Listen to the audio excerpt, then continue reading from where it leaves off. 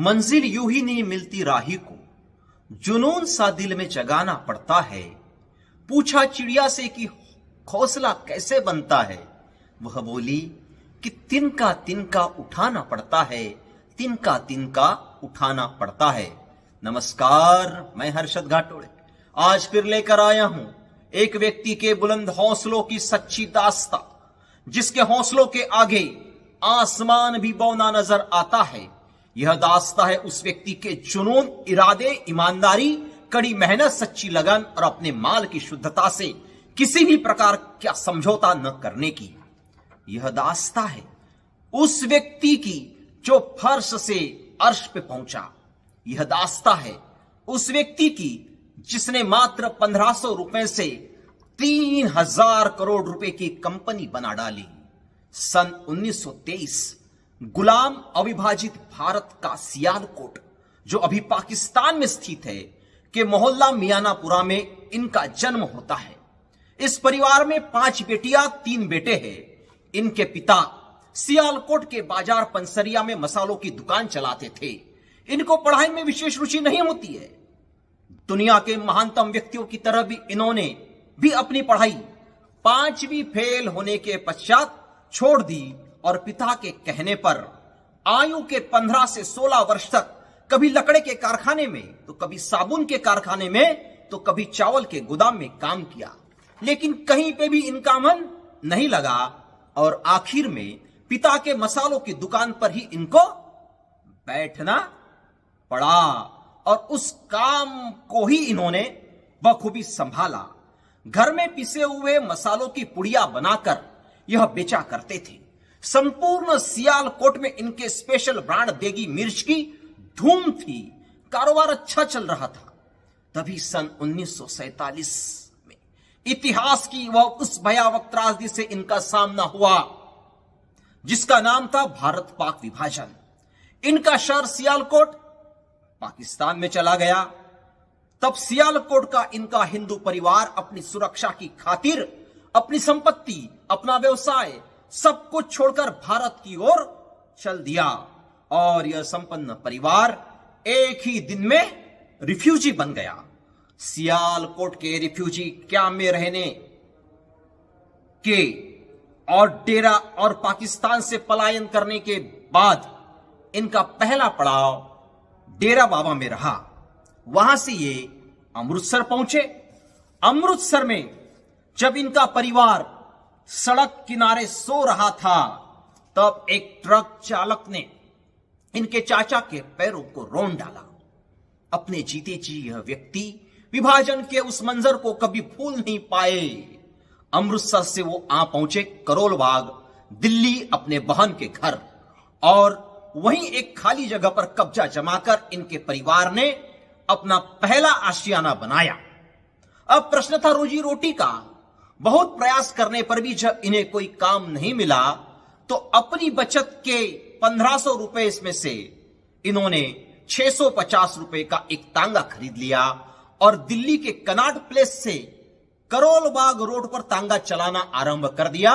लेकिन इस काम से होने वाली जो आमदनी थी वह काफी कम थी, जिससे इनके परिवार का भरण पोषण नहीं हो रहा था। इसलिए 2 माह बाद ही इन्होंने वह तांगा बेच दिया और फिर अपना पुश्तैनी काम इन्होंने शुरुआत कर दी। बात 1948 की है। इन्होंने करोल बाग में ही एक छोटा सा लकड़ी का खोखा बना लिया और उसमें अपनी पहली मसालों की दुकान शुरू कर दी और नाम दिया महाशैदी हट्टी सियालकोट वाले। घर पर पिसे मसाले यहां बेचे जाने लगे और धीरे धीरे अखबारों में प्रकाशित विज्ञापनों के जरिए दिल्ली वालों को जब यह मालूम पड़ा कि सियालकोट के प्रसिद्ध मसाले वाले अब दिल्ली में आ गए हैं, तो दुकान में भीड़ बढ़ने लगी और धीरे धीरे इस व्यक्ति ने दिल्ली के विभिन्न इलाकों में अनेक छोटी छोटी दुकानें खोल दी। 1953 में चांदनी चौक, तो 1954 में रूपक स्टोर नामक मसालों का पहला मॉडर्न स्टोर इन्होंने खोल दिया। 60 के दशक में महाशैदी हट्टी मशहूर ब्रांड बन गया था। सन 1959 वह साल था जब घटित एक घटना इनके जीवन का टर्निंग पॉइंट बन गई। बात तब की है जब काम बढ़ने पर मसालों की पिसाई घर के साथ साथ बाबूलाल की चक्की पर भी होती थी। जब एक दिन यह स्वयं अपने मसालों की पिसाई देखने के उद्देश्य से बाबूलाल के चक्की पर पहुंचे तो उन्होंने वहां देखा कि बाबूलाल हल्दी में बेसन मिला रहा है।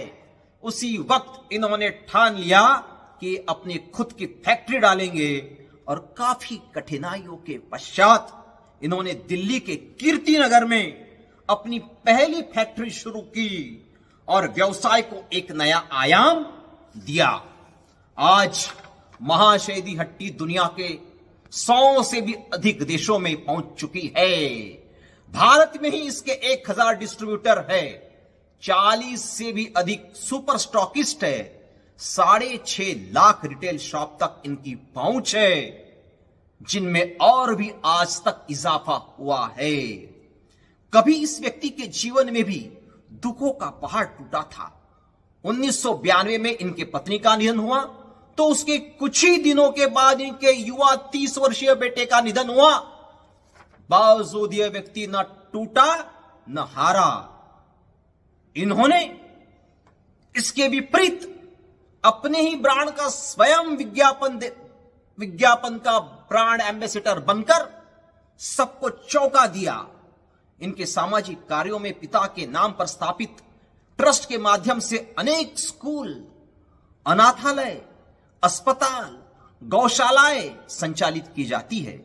कभी यह व्यक्ति भारत में सर्वाधिक तनख्वाह पाने वाले सीईओ में से एक थे। सन 2015 और 16 में इन्हें बतौर सीईओ 21 करोड़ रुपए तनख्वाह में दिए गए थे। जी हां, मैं बात कर रहा हूं मसालों के बादशाह महाशयदी हट्टी अर्थात एमडीएच मसालों के निर्माता महाशय धर्मपाल चुन्नीलाल गुलाटी की 1500 रुपए से 3000 करोड़ रुपए तक का सफर जमीन से आसमां को हासिल करने जैसा ही है।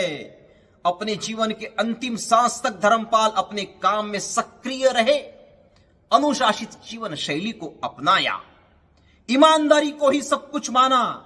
आपने आयु के 97 वर्ष में अंतिम सांस ली। अपने पीछे एमडीएच का विशाल संसार ये छोड़ गए हैं। इनके लिए मैं बस इतना ही कहना चाहूंगा, रख भरोसा खुद कर क्यों ढूंढता है फरिश्ते, रख भरोसा खुद पर क्यों ढूंढता है फरिश्ते।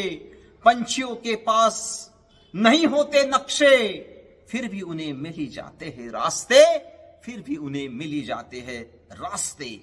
तो यह थी धर्मपाल गुलाटी की कहानी, हर्षद की जुबानी। फिर मिलेंगे ऐसे ही किसी हस्ती के बुलंद इरादों और हौसलों की सच्ची दास्तां के साथ। आपसे निवेदन है कि वीडियो को लाइक कर शेयर करें और हां, चैनल को सब्सक्राइब करना ना भूले। जय हिंद, धन्यवाद।